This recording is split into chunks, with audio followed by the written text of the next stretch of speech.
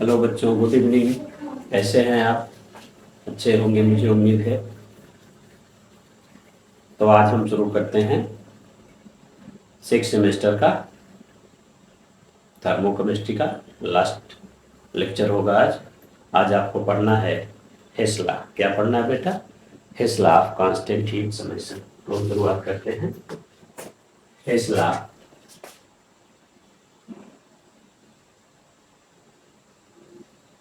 Of constant heat summation.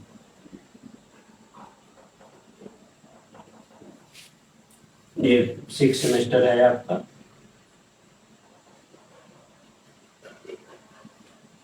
Book आपकी second में पढ़ा रहा हूँ, ठीक है। रेटिंग डाल लीजिए। Hess law of constant heat summation. जैसा समेशन शब्द से ही देखिए और कांस्टेंट से समझिए। दो बातों को समझ लीजिए। समेशन मतलब होता है योग, कांस्ट मतलब स्थिर। इनका कहना है कि कोई भी अभिक्रिया एक स्टेप में हो या एक से अधिक स्टेप में हो, अभिक्रिया में जो भी हीट एब्जॉर्ब होगी या इवाल्व होगी, दोनों स्टेप का देखा जाए तो सेम होगी। कहने का अर्थ हुआ कि यदि कोई अभिक्रिया एक स्टेप में होती है तो जितनी हीट एब्जॉर्ब या इवाल्व होगी, और वही अभिक्रिया एक से अधिक स्टेप में हो, जितनी हीट एब्जॉर्ब या इवाल्व होगी, दोनों स्टेप का जब हम अध्ययन करते हैं तो लगभग हीट नियरली सेम आती है या एकदम सेम आती है। तो इनका स्टेटमेंट लिखते हैं। क्या लिखते हैं? Statement. The amount of heat, double unit form लिखिए। The amount of heat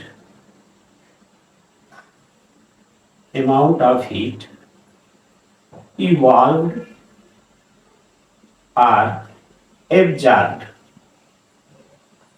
evolved होने का मतलब बेटा निकले, एब्जॉर्ब्ड होने का मतलब हीट ग्रहण करे।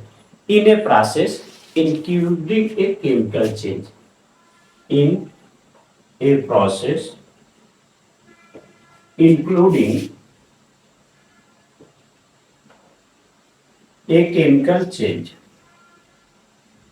केमिकल चेंज, यहां तक बात समझ में आई? Chemical change is the same. Is the same. इनका कहना है कि यदि कोई भी अभिक्रिया हो रही है, उसमें हीट जो इवाल्व या एब्जॉर्ब होगी, इज द सेम।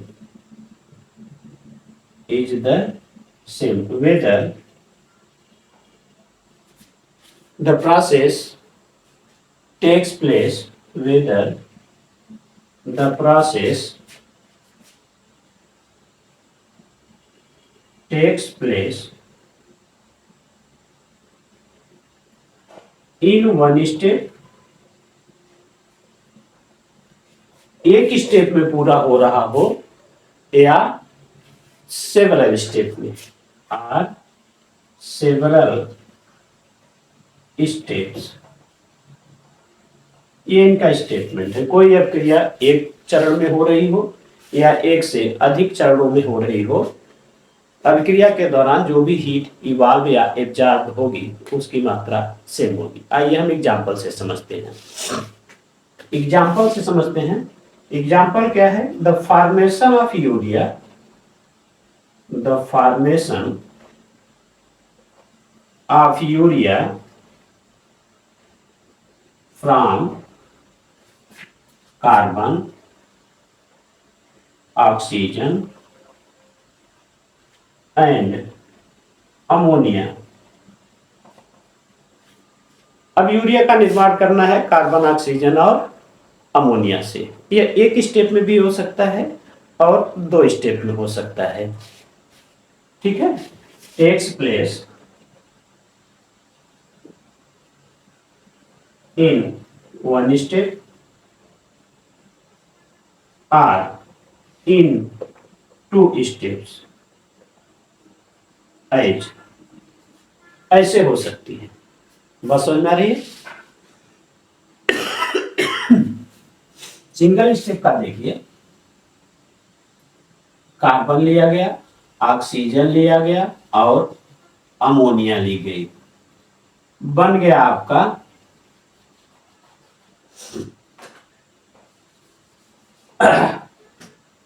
बन गया आपका यूरिया। एक स्टेप का यह रिएक्शन है, यहां मिल जाएगी आपको यूरिया। बस समझ जाए, सिंगल स्टेप में है। और इस समय जो change in enthalpy delta H है वो -286 किलो कैलोरी है। ठीक है, एक स्टेप वाली यह है। अब हम दो स्टेप में देखते हैं। हम पहले लेते हैं कार्बन और ऑक्सीजन, बनाते हैं बेटा कार्बन डाइऑक्साइड। क्या बनाते हैं? Carbon dioxide. फिर इस कार्बन डाइऑक्साइड के साथ हम लेते हैं, यहां लिखता हूं, यहां पर ऐड किया जाता है अमोनिया, तो बनती है यूरिया। क्या बनती है? यूरिया। ये देखिए 2 स्टेप का है, ये सिंगल स्टेप का है। सिंगल स्टेप में यूरिया का निर्माण हो रहा है और ये 2 स्टेप में यूरिया का निर्माण हो रहा है। ठीक है। अब देखिए, जो कार्बन डाइऑक्साइड बनने में हीट निकली वो है डेल्टा एच, 1 कर ले रहा हूं, -24.05 किलो कैलोरी। और दूसरे स्टेप में जब कार्बन डाइऑक्साइड के साथ अमोनिया का रिएक्शन कराया गया, उस समय जो हीट इवॉल्व हुई वो डेल्टा EH2, इसको लिख रहा हूं, क्या लिख रहा हूं? Delta EH2 -184.5 kilo calorie. यहां तक बात समझ में आई? अब आप ध्यान दीजिए, जो माइनस शब्द लगा है, ये माइनस चिन्ह जो लगा है, ये बताता है कि इवॉल्व होती है, रिलीज होती है।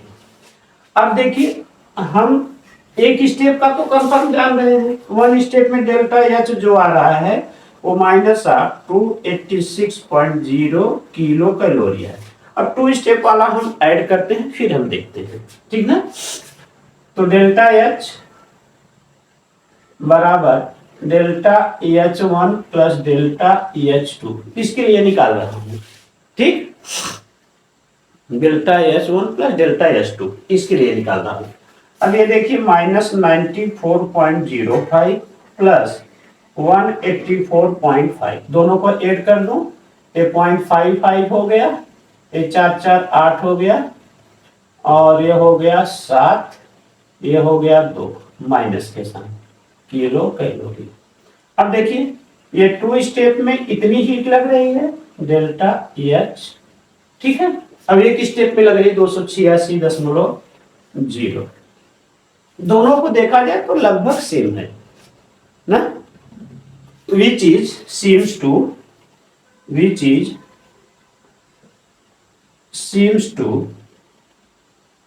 nearly same।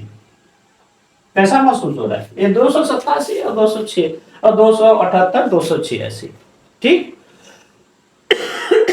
Same two equal या नियरली सेम, किसके लिए? इन 1 स्टेप रिएक्शन। 1 स्टेप रिएक्शन, एक स्टेप के रिएक्शन में जितनी एंथैल्पी चेंज हो रही है वो 2 स्टेप के रिएक्शन में लगभग बराबर है। यही कहता है हेसला कि कोई भी अभिक्रिया एक चरण में हो या एक से अधिक चरण में हो, जो हीट या तो इवॉल्व हो या तो एग्जॉर्ब हो, दोनों में से कोई एक ही स्टेप होगा, वो लगभग क्या होंगे? आपस में बराबर होंगे। ठीक है, आप लोग इसका नोट्स बना लीजिए, मैं इसको रब कर देता हूं, वीडियो को पॉज करिए, आगे चलिए। आज इस केमिकल थर्मोकेमिस्ट्री का लास्ट चैप्टर है। नेक्स्ट लेक्चर में आप पढ़ने वाले हैं थर्मोडायनेमिक्स सेकेंड। अब हम पढ़ते हैं बॉन्ड एनर्जी और बॉन्ड एंथैल्पी। नेक्स्ट हेडिंग हमारी है बॉन्ड एनर्जी और bond enthalpy.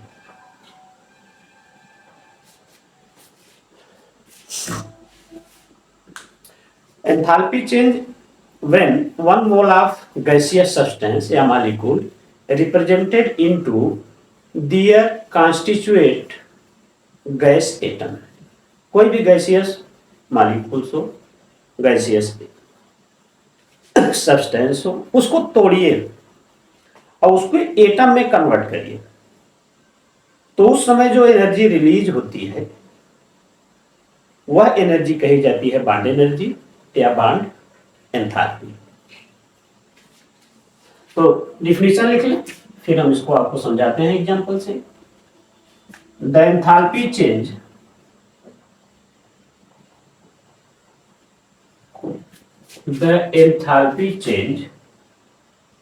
when 1 mole of gaseous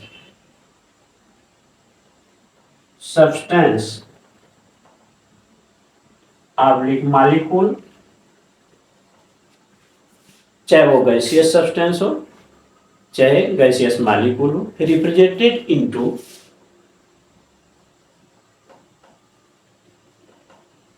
into their constituent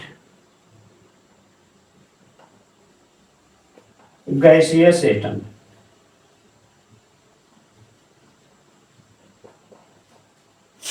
जैसे समझिए, एग्जांपल से समझ में आ जाएगा आपको।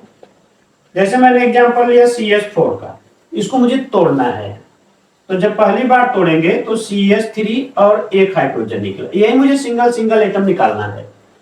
फिर CH3 को तोड़ेंगे तो मुझे मिलेगा CH2, फिर एक हाइड्रोजन एटम निकला। फिर CH2 को तोड़ेंगे तो CH प्लस एक हाइड्रोजन, फिर CH को तोड़ेंगे तो कार्बन प्लस हाइड्रोजन। देखिए गैसियस मॉलिक्यूल कंप्लीटली डिसोसिएट हो गया इनटू देयर एटम्स। बात समझ में आ गई ना? यही हमको कहता है बॉन्ड एंथैल्पी अब कितनी चेंज हुई वो हमको देखना है। तो इसको तोड़ने में जो डेल्टा एच रिलीज हुआ वह 101.1 किलो कैलोरी मिला। बस समझ में, ये है आपकी बॉन्ड एंथैल्पी या बॉन्ड एनर्जी। फिर डेल्टा एच इसमें जो मिला 87.05 किलो कैलोरी। ये इसकी देखिए क्या निकल रही है, बॉन्ड एंथैल्पी सेकेंड स्टेप की, ठीक है। और थर्ड स्टेप की देखिए डेल्टा एच 90.0 किलो कैलोरी, ठीक है। अब लास्ट में निकल रही 80 किलो कैलोरी, यानी इसके लिए डेल्टा एच जो है 80.0 किलो कैलोरी।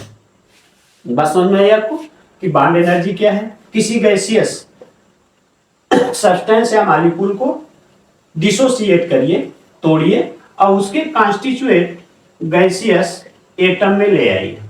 उस समय जो एंथैल्पी चेंज होगी वह एंथैल्पी कही जाती है बॉन्ड एनर्जी या बॉन्ड एंथैल्पी। बात समझ में आई? आगे चलते हैं। हाँ, अब एग्जाम्पल लेते हैं, ठीक है। इसका एग्जाम्पल लेते हैं फिर हम समझाते हैं।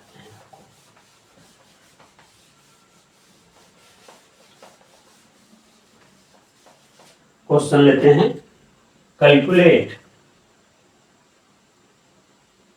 बॉन्ड एनर्जी और bond enthalpy for the following reaction. For the following reaction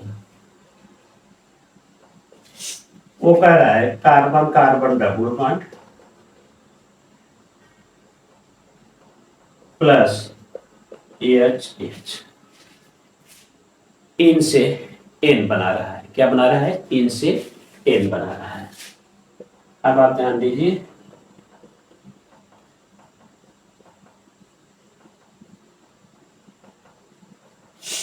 ऐसे रिएक्शन की बॉन्ड एंथैल्पी या बॉन्ड एनर्जी चेक करने के लिए हमको यह देखना पड़ता है कि कितने बॉन्ड टूटे और कितने बॉन्ड नए बने। तो जितना चेंज होगा, जो चेंज इन एंथैल्पी आएगी उसको ध्यान से समझिए कि जितने बॉन्ड टूटेंगे उनकी एंथैल्पी पहले से नोन होगी और जितने बनेंगे उसकी भी नोन होगी। तो bond broken minus bond formed कर देंगे, आ जाएगा, ठीक। बॉन्ड एनर्जी आपको दी हुई होगी, इस क्रिया की बॉन्ड एनर्जी दी हुई होगी। बॉन्ड एनर्जी किसकी किसकी देगा, ध्यान देगी, जितने टूटेंगे उनकी देगा, जितने बनेंगे उनकी भी देगा। तो कार्बन कार्बन डबल बॉन्ड की एक देगा, क्योंकि कार्बन कार्बन डबल बॉन्ड टूटा है। कार्बन हाइड्रोजन टूटा है, ध्यान दीजिएगा, और कार्बन हाइड्रोजन बना भी है। हाइड्रोजन हाइड्रोजन टूटा है, ध्यान से समझिए मेरी बात को, ठीक है। जो बनेगा उसकी भी देगा और जो बिगड़ेगा उसकी भी देगा। देखिए कार्बन कार्बन नया बॉन्ड बना है, इसका मतलब कार्बन कार्बन का भी बॉन्ड एनर्जी दिया होगा। मैं इसको कार्बन में लिखता हूँ, बीच में लिख रहा हूँ सही नहीं, ठीक है, क्योंकि कैलकुलेशन करना होगा। तो कार्बन कार्बन डबल बॉन्ड दिया है, carbon carbon single bond, carbon hydrogen single bond, और हाइड्रोजन हाइड्रोजन सिंगल बॉन्ड। इन सब की बॉन्ड एनर्जी आपको दी जाएगी। क्यों दी जाएगी कि यह एक्सपेरिमेंटली है, इसलिए हम आप इसको नहीं जान पाएंगे, ठीक है। तो कार्बन कार्बन डबल बॉन्ड का 148.5 किलो कैलोरी होता है, और कार्बन कार्बन सिंगल बॉन्ड का 80 किलो कैलोरी होता है। तो कार्बन कार्बन डबल बॉन्ड के लिए 48.5 किलो कैलोरी, और इसके लिए 80.0 किलो कैलोरी। ये एक बॉन्ड बना होगा, एक बॉन्ड टूटा होगा, ठीक है। 103 हाइड्रोजन हाइड्रोजन की होती है, और 99 कार्बन कार्बन की होती है, ठीक है। कार्बन हाइड्रोजन की 99.0 किलो कैलोरी, और हाइड्रोजन हाइड्रोजन की 103.0 किलो कैलोरी। ये आपको गिवन है। अब पूछ क्या रहा है, बॉन्ड एंथैल्पी। क्या पूछ रहा है, बॉन्ड एंथैल्पी। तो फार्मूला होता है बेटा बॉन्ड एंथैल्पी या change in bond enthalpy, change in bond enthalpy delta H is equal to होता है कितने बॉन्ड टूटे, बॉन्ड एनर्जी या bond broken minus bond energy या bond form. Bond energy of bond broken minus of bond energy of bond form. अब broken में ध्यान से देखिए, एक कार्बन कार्बन का डबल बॉन्ड टूटा है। कौन टूटा है, carbon carbon double bond single टूटा है, तो 148.5 एक हो गया, ठीक है। और ध्यान से देखिए एक यह टूटा है, यह भी तो बॉन्ड टूटा है, तो हाइड्रोजन हाइड्रोजन का बेटा है 103 प्लस 103 प्लस। अब आप ध्यान दीजिए कार्बन हाइड्रोजन के 4 बॉन्ड टूटे हैं, कार्बन हाइड्रोजन के 4 बॉन्ड टूटे हैं, तो 4 बॉन्ड टूटे हैं कार्बन हाइड्रोजन के, इतने टूटे हुए हैं माइनस बॉन्ड फॉर्म। अब देखिए बने कौन कौन से हैं बेटा, कार्बन कार्बन सिंगल बॉन्ड बना है तो 80 प्लस। अब आप ध्यान दीजिए कार्बन हाइड्रोजन के 6 बने हैं, कितने बने हैं 6, तो 6 गुणे 99। बात समझ में आ रही है। अब इनका गुणा भाग कर लीजिए, ठीक है, इनका क्या कर लीजिए गुणा भाग, जो आंसर आएगा वो आपकी होगी बॉन्ड एनर्जी, ठीक है। बात समझ में आई।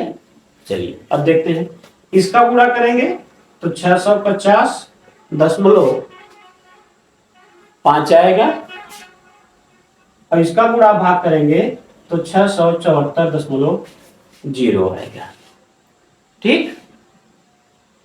बात समझ में आई। तो 23.5 किलो कैलोरी ऊर्जा रिलीज होगी, ये इसका आंसर है। मतलब समझ में आ गया कि अगर ऐसे रिएक्शन की हमें बॉन्ड एनर्जी या बॉन्ड एंथैल्पी निकालनी है तो हमें इस बात का ध्यान देना होगा कितने बॉन्ड बने हैं, कितने बॉन्ड टूटे हैं। तो टूटने वाले बॉन्ड की एनर्जी सब एक तरफ जोड़ लीजिए, माइनस कर दीजिए जितने बॉन्ड एनर्जी बनी हुई, ठीक है, क्लियर। तो आज का लेक्चर यही खत्म होता है। अगले लेक्चर में आप पढ़ेंगे thermodynamics second. Thank you for watching this video. Next video मिलते हैं।